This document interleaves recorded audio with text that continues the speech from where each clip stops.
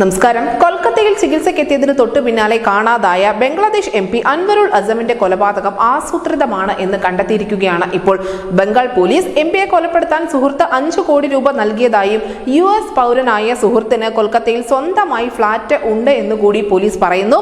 കേസുമായി ബന്ധപ്പെട്ട് നിർണായകമായ വിവരങ്ങൾ ലഭിച്ചതായി തന്നെയാണ് ബംഗാൾ പോലീസ് മാധ്യമങ്ങൾക്ക് നൽകുന്ന സൂചന. അതേസമയം MP-യുടെ മൃതദേഹം ഇതുവരെയും കണ്ടെടുക്കാൻ സാധിച്ചിട്ടുമില്ല. കേസുമായി ബന്ധപ്പെട്ടുകൊണ്ട് ഇതിനോടകം 3 പേരെയാണ് അറസ്റ്റ് ചെയ്തിരിക്കുന്നത്.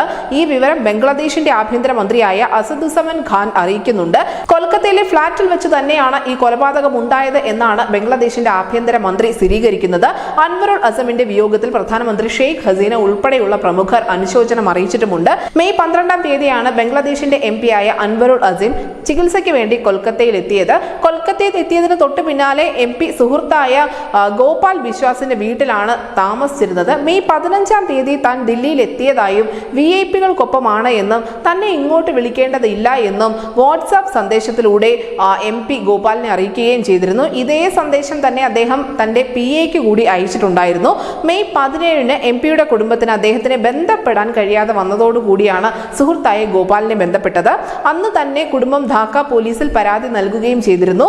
സുഹൃത്ത് ഗോപാൽ കൊൽക്കത്ത ബാരാനഗർ പോലീസ് സ്റ്റേഷനിൽ പരാതി നൽകി. ഇതിന് തൊട്ടു പിന്നാലെയാണ് MP കൊല്ലപ്പെട്ടു എന്ന് കണ്ടെത്തിയത്.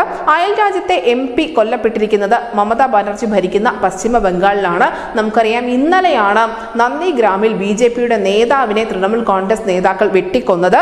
എന്തായാലും സംസ്ഥാനത്തിന്റെ ക്രമസമാധാന നില ഇപ്പോൾ എങ്ങോട്ടാണ് പോകുന്നത് എന്ന രാജ്യത്തിന്റെ ചോദ്യത്തിന് മമതാ ബാനർജി മറുപടി പറയേണ്ടി വരും. News desk news India Malayalam.